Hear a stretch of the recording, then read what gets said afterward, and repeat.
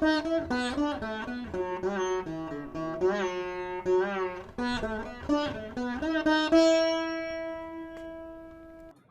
what I plan to do is give you some background of what are the different types of arguments that Python has.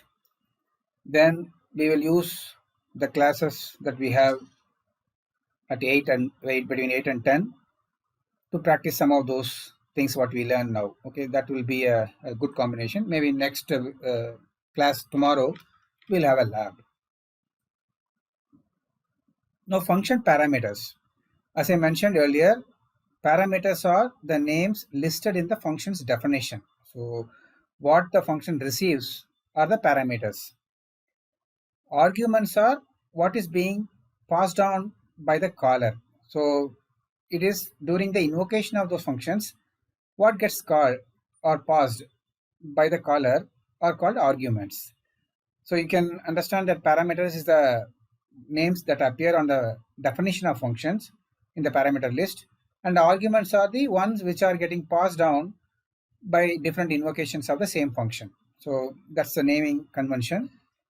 Now, before we get into the details of parameters to a function in Python, let us understand how is it done in C. Okay, all of you are familiar. So C function, we pass some parameters and get some return values. Now, I would like to ask you one question. Maybe you can come online and tell me, how are these parameters passed in C? Where are they kept and how is the function receives them? I'm sure all of you know it, but still I just want to ask you one question, that how parameters get passed to a function in C. Anybody?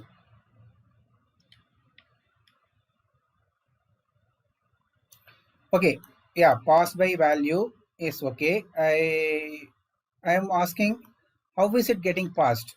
In terms of implementation inside.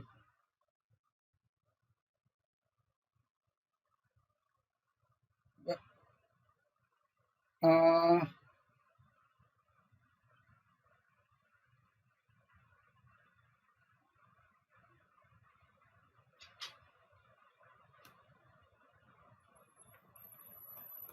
okay, suppose this is the function definition. Okay, where are these variables?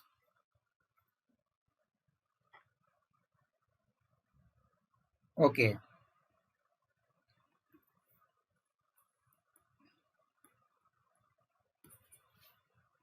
okay, good. So now suppose if I do this, what you are saying is 7 and 8 will be 8 and 9 will be copied and it will be maintained in the stack, right? Before the function is called. Okay, fine. Can you tell me, suppose, okay, because we are sorry, don't think that I'm cornering you or something, just it's only a query. Suppose stack is growing downwards, okay.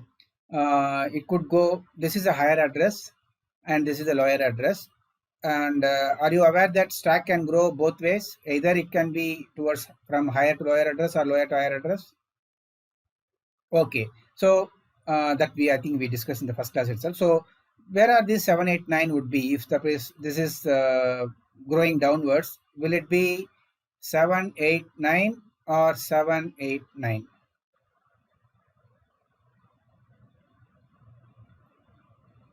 This is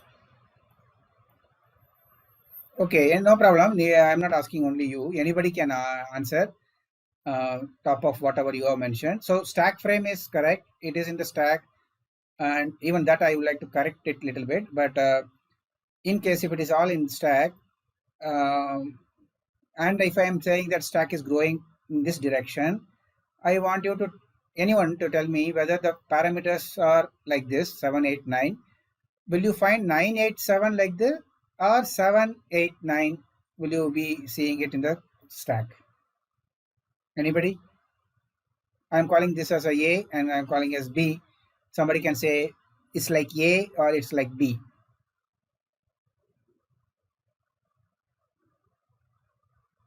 Okay. Any reasoning for that?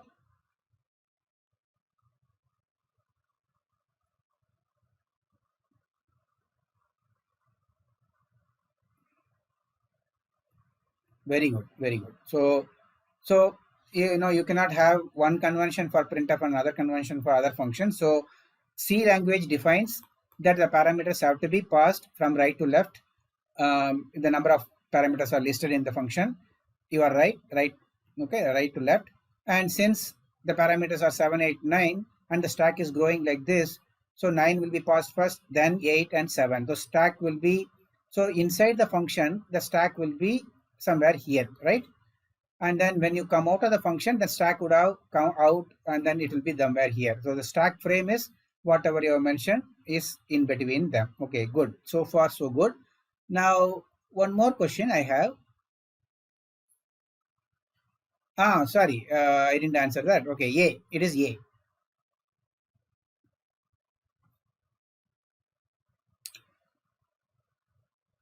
Yeah, but the stack is growing towards lower address. So 9 is passed, stack is decremented, 8 is passed, and that stack is decremented and 7 is passed.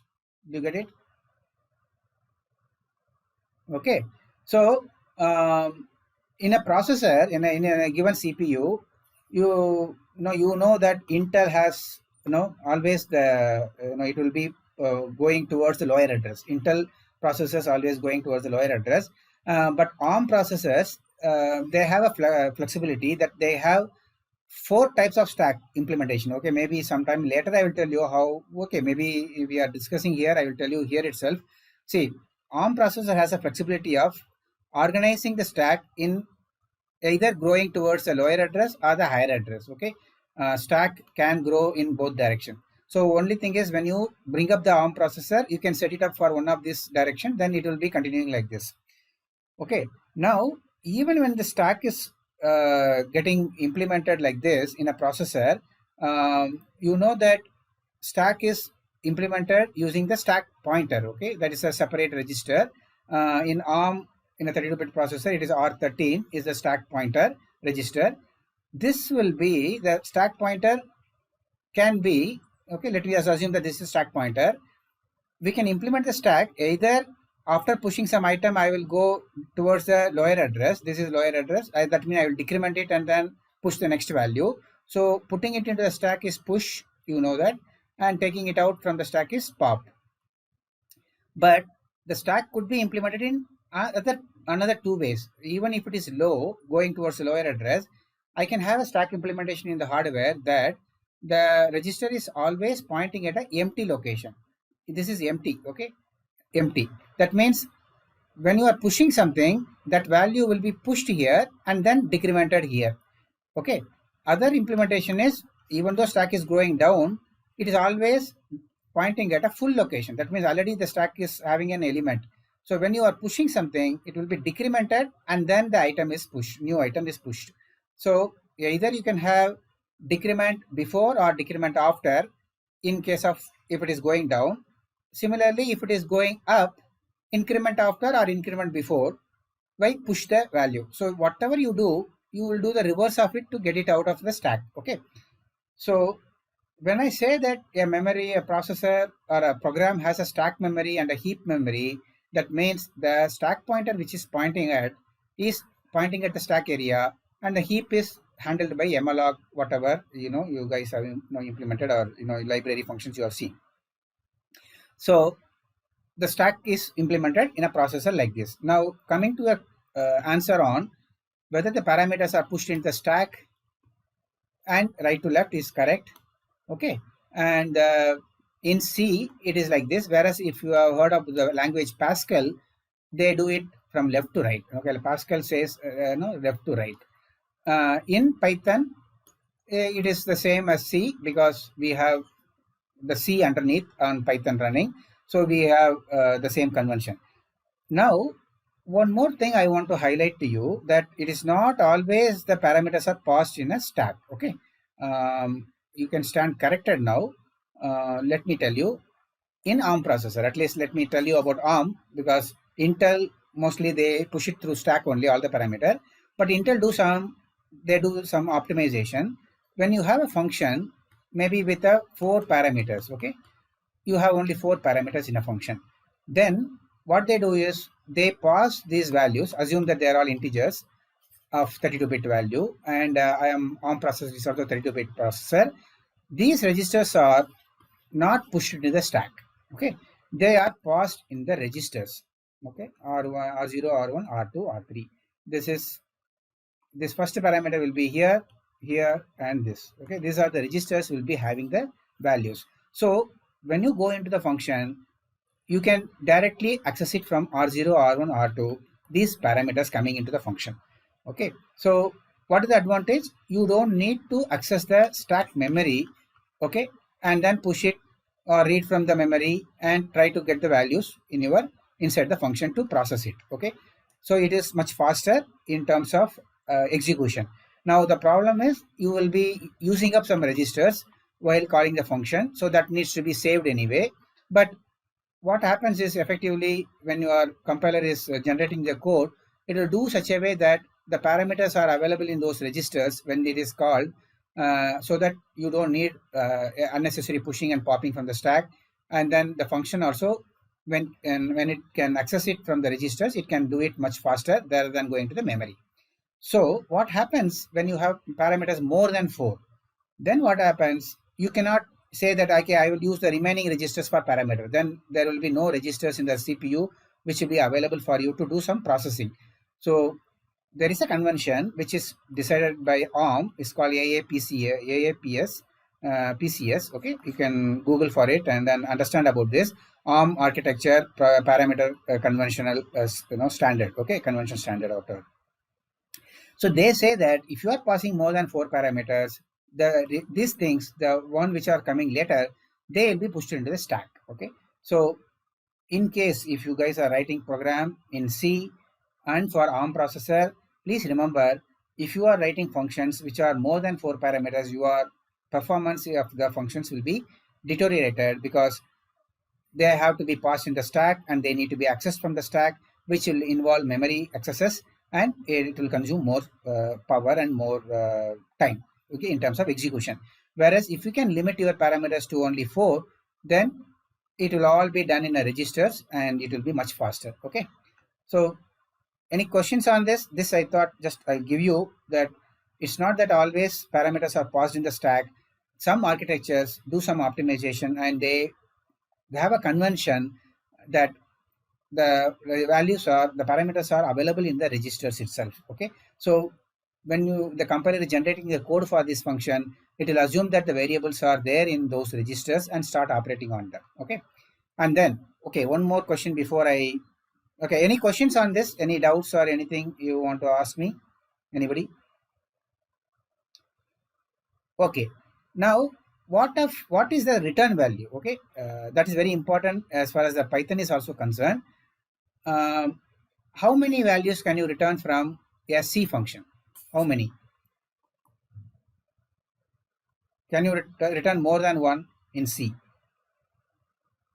How do you return it if it is more?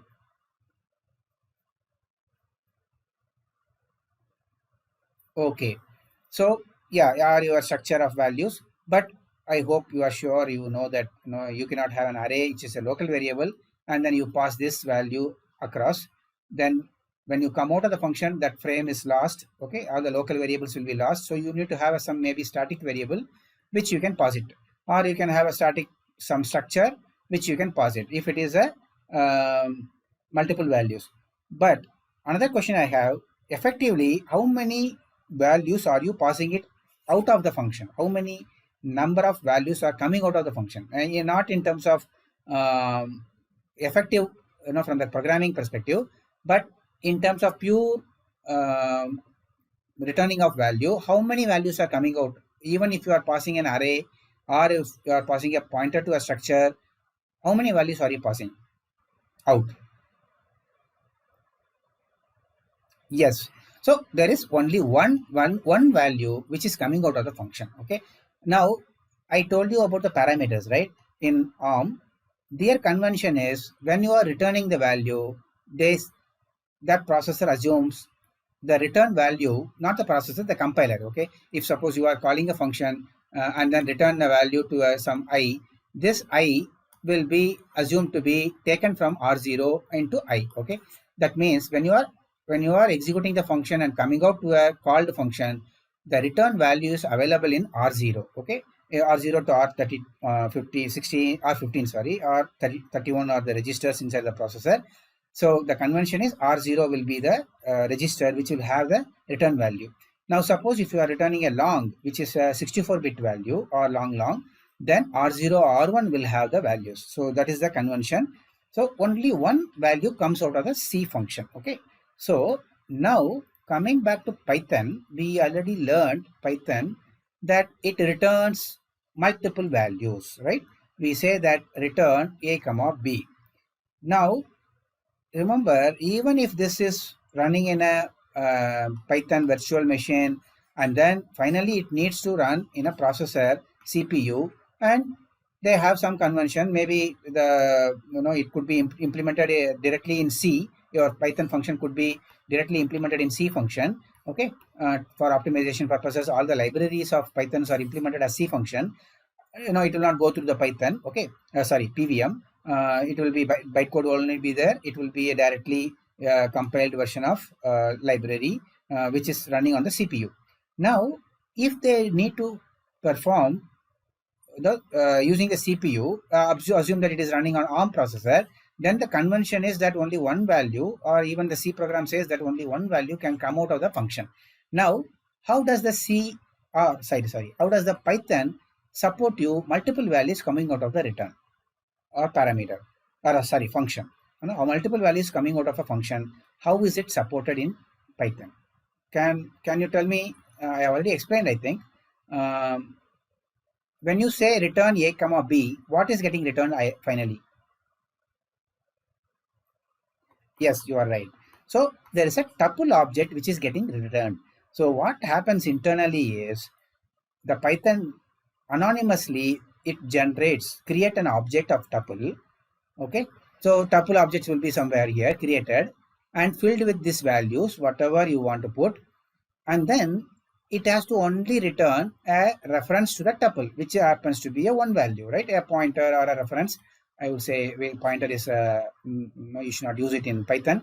So a reference to the object tuple is what is passed out. So when you come here in a caller, okay, this is caller, this is called function. When you come to the calling function, you get a tuple object coming out. So you can access it as individual element, assign it them as an individual element, or access it as a tuple object and process it, which we saw some examples earlier. So what I'm trying is, internally what happens is one value comes out of a function in Python based on what you are passing. Either it could be one object coming out or a tuple object coming out with the contents of multiple return values your function is trying to pass back to the called function.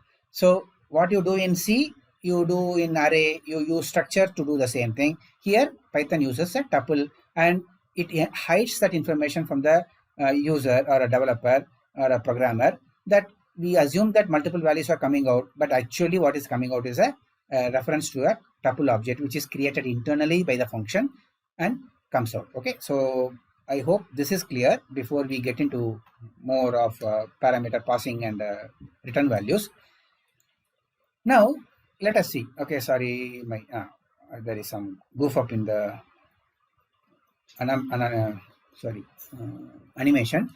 In Python, a function can take any number or type of input parameters and can return any number or type of output results from a function. Okay, you know that it is done through the tuple. So, but this statement is valid. Okay, as far as the programmer is concerned.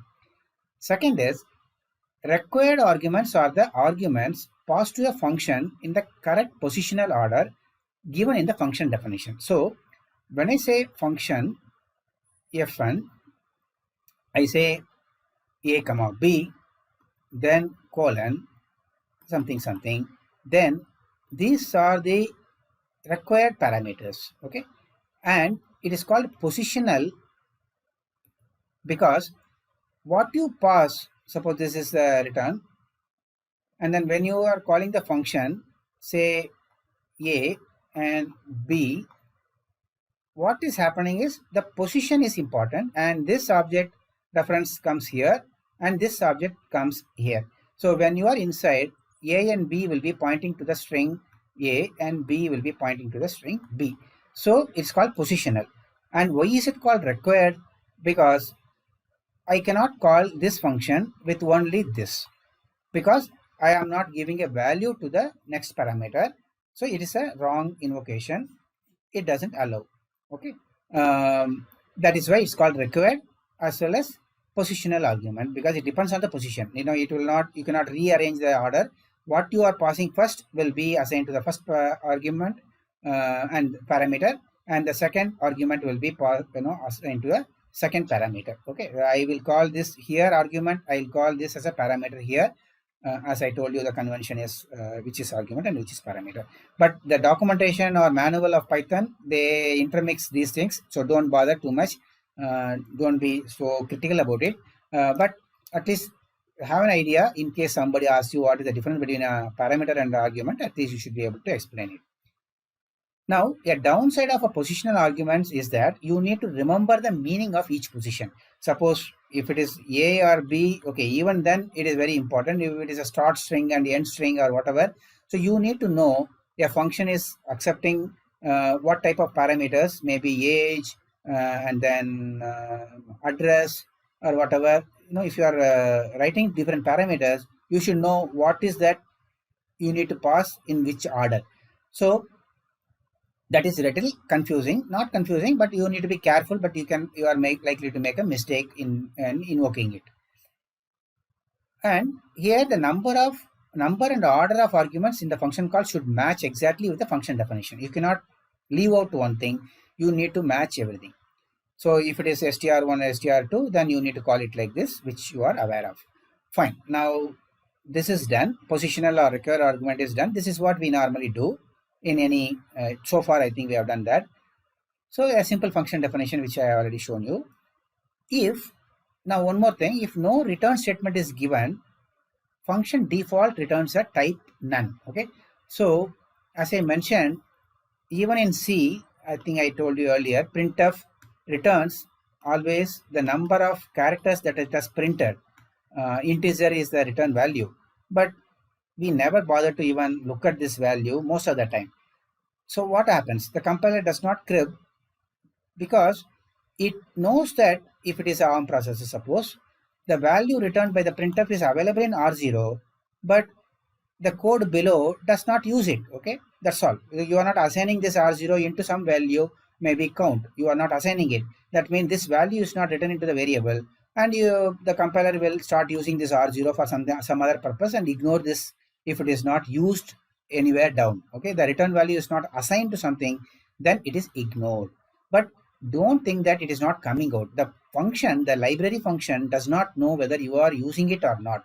So, and it is implemented already. The printf is implemented. The code is already there as a library, as a binary image for you. So you cannot go and change it that I am not requiring the return value, so don't pass it back. Okay, it will default pass it and you can ignore it. Okay, that's a freedom you have in any language. In I don't know any other language is very particular about it, but at least in C and Python and C++, Java also, it doesn't care whether you are using the returned value or not.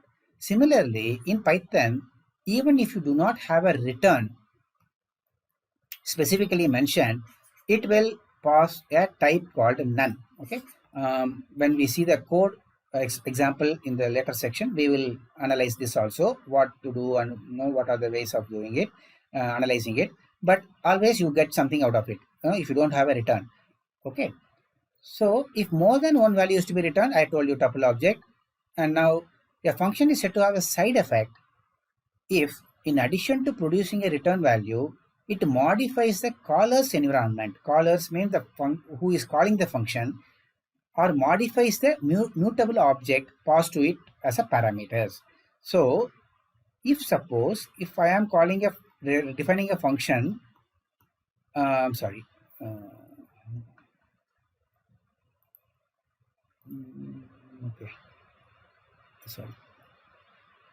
I wanted to clear it. So let me choose some other color. I am bored of this.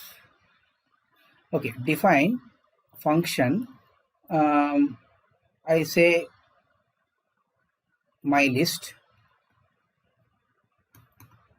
Now is there. Now here function, maybe I have given a list is equal to my list equal to empty. Then I call my list. Now what happens here, I can modify this value because I am anyway getting the address of this object which is created outside the function, and I can say my list dot append and something, it is allowed. Now when I come out, this object is already modified. So this we need to keep in mind, which I mentioned also, that this is a mutable object. If you pass, the called function is free to modify it. So that is another thing which you are already aware of. Now coming to default values, okay, and keyword arguments. Now let me explain about keyword arguments. Now suppose I have defined my function. I am very always my function fn is boring.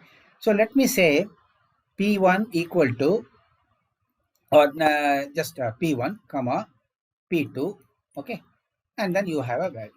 Now these are the names of the variable which I am arguments, okay, or parameters, sorry, parameters. These are the names. Now if suppose I am calling this function my function, I can say that p2 is equal to p2 comma p1 is equal to p1.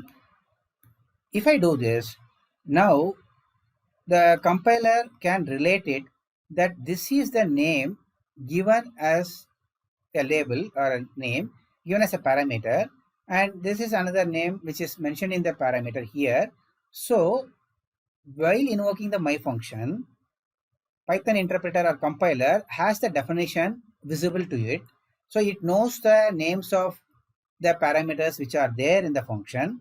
And if you are assigning something here and specifically saying that P2 should go, P2 should get this value and P1 should get this value, then you are actually mentioning it irrespective of whatever is the order, does not matter. You don't need to do this in the same order in which this P1, P2 appears. These values will be passed on to this function when it is invoked. So I can have one invocation like this. Another invocation, my function, I can have P2 is equal to 2 and P1 is equal to 1. Now this reference to this objects are passed on. Now what is happening? The objects are created here before the function is called, and then the references to those objects are passed to this parameters when it is invoked. So when it inside, it has the references to this object which has been already created before calling the function, and it's visible that it's accessible to this function and we can modify. So why is it allowing the order to be different?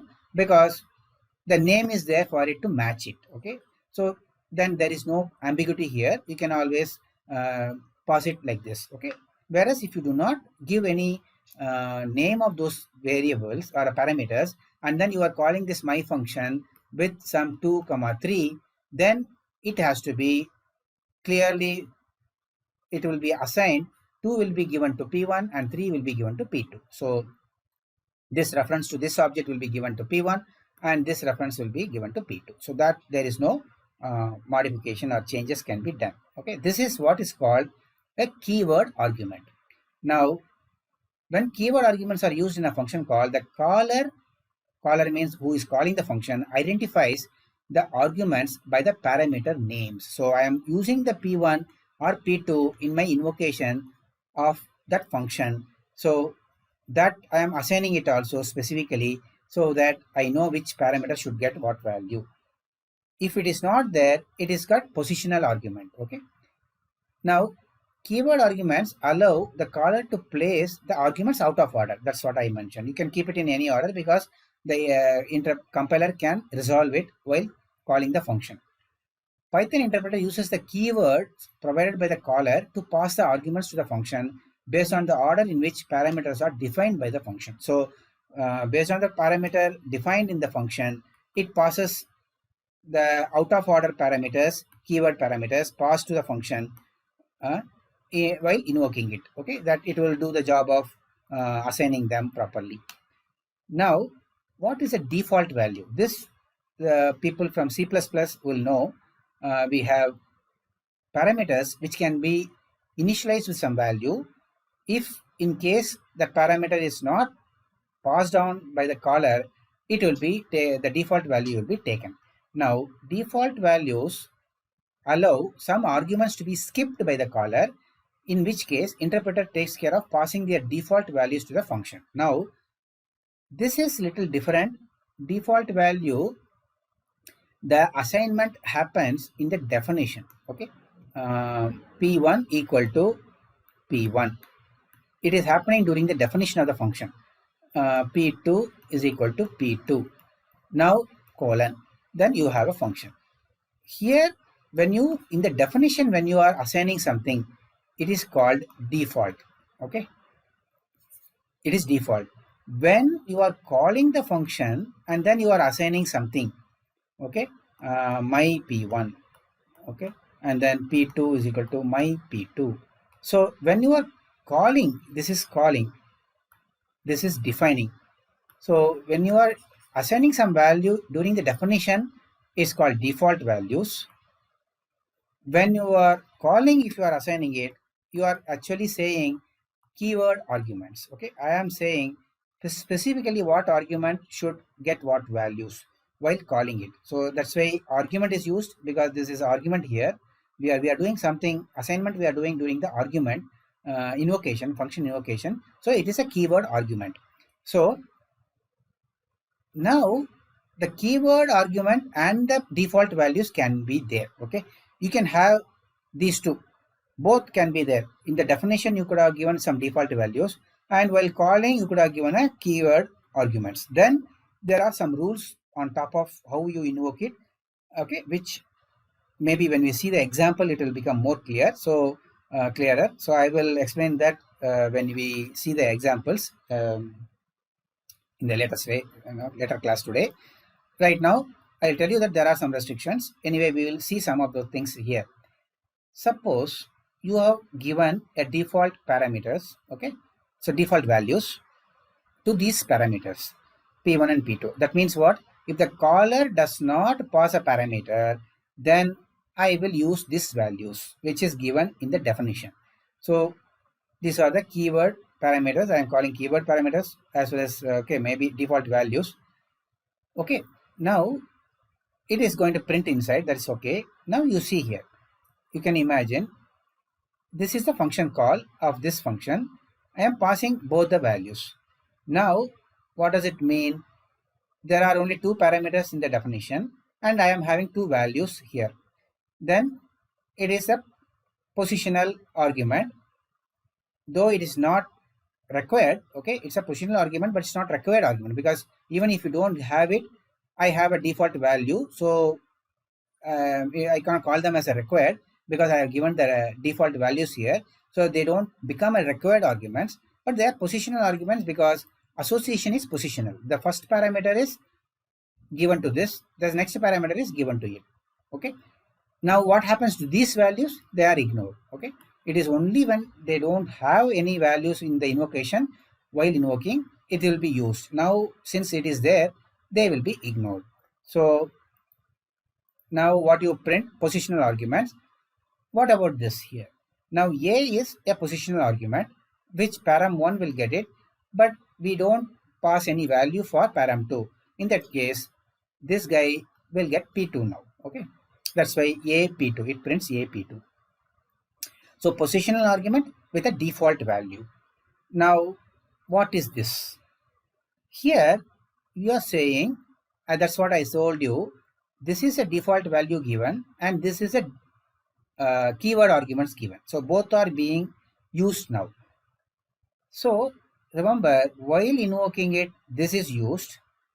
On calling, these values are used. Okay, it's the time and with the compiler, when it is looking at these values, is what decides which is a keyword argument. Okay, here the compiler looks at it before invocation. This is on invocation. Okay, so it's not even after invocation, it is on invocation. Before coming in, it has to do something. Now what I am saying, param1 is the name of the parameter which is also given here. So I am identifying it, saying that, hey, this parameter should get this value now. Okay, I am not saying like this. This is a positional argument. Based on the position, it is decided. Whereas here, I can have this first or this first. Anything I can change the order. Doesn't matter. This value will go to this parameter for sure, because I am mentioning the parameter name which is there in the function definition on invoking the function. So parameter 1 is given a value, parameter 2 is given a value, then they get it. Okay, the default values is ignored in this case also. So A and B will be printed. I hope this is clear. Now this is keyword arguments in order. Okay, they are keyword arguments, but they are in order. Now what happens is, I have parameter 2 which is getting A, parameter 1 is getting B. So it is still the parameter 2 will be assigned this value. It doesn't matter about the order because it's not a positional argument. Again, this is also keyword arguments, but it is out of order. They are not in order because they are not in the same order in which their function definition you can find. So this is keyword arguments out of order. Now what do you call this as? Parameter 1 and A. Then you are bringing in this into action. Okay, so default value you are trying to use it. Now since this is given, if there is no parameter again next, then it will take it as default parameter is this and it will accept it. Okay, it is a combination of keyword and a default value. Okay, using the keyword value. Okay, you are not passing any default value here, using up of a default value. Now what about this? Here I am saying parameter 2 is A and parameter 1 is to be taken as a default parameter. So as I mentioned, the keyword argument can be in any order, and I can just skip one. Assume that this is also a keyword, I'm able to skip it. But if it is a positional argument, there is a restriction which will come when we see all of them together. But in this case, both of them are having a default value, and I am using one of them with a keyword argument. Then the other one will be taken from the default value. Okay, so that's what is happening, P1 and A. Okay, this is what is the combination, keyword and a default value. Okay, now what about this? Here I am not passing anything, both are using the default values, only default values are being used.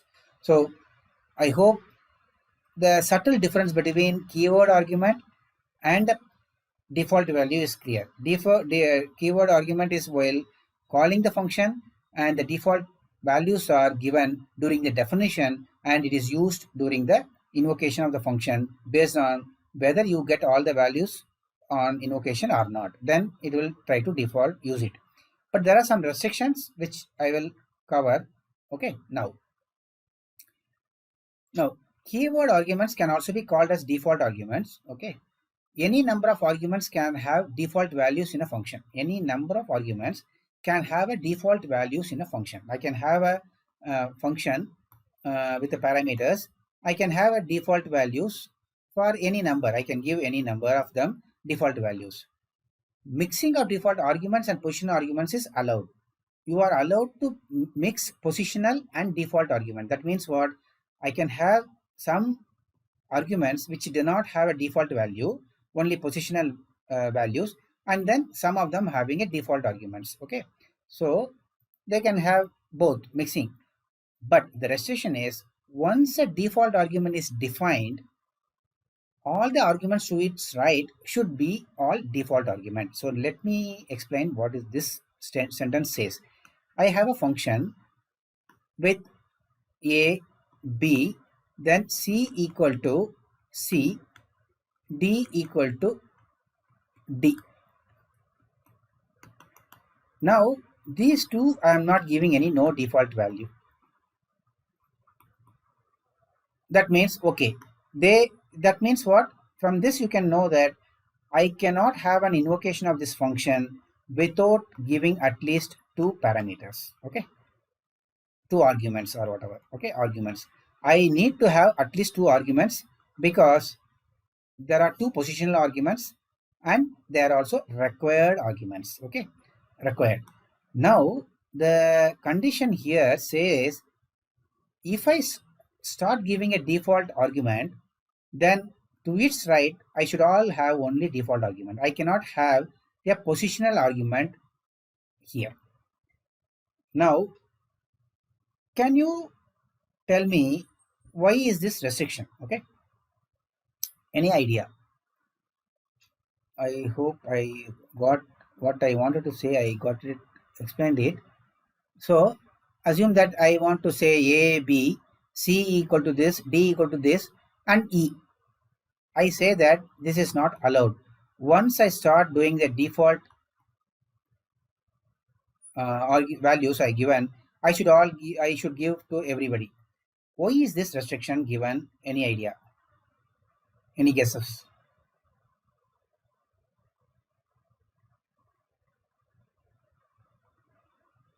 Okay, now let me say that in my language, okay, my Python language, I want to give this freedom to the user, okay, to the developer, that yeah, you don't doesn't matter, you know, you give me two positional argument, then some default argument, then E. Now when the user is when the developer is calling a function like this, okay, what do I do with this now?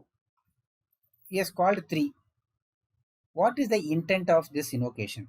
Whether the user wants to override this with this value, it can be, that is also allowed. Okay, you can override this because it's a default value. I don't want to get the default value. I want to say that I am interested in passing a new value, something C.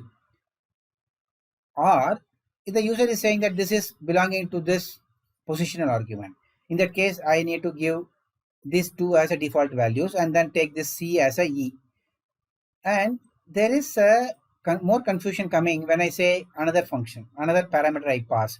Now C and D is there.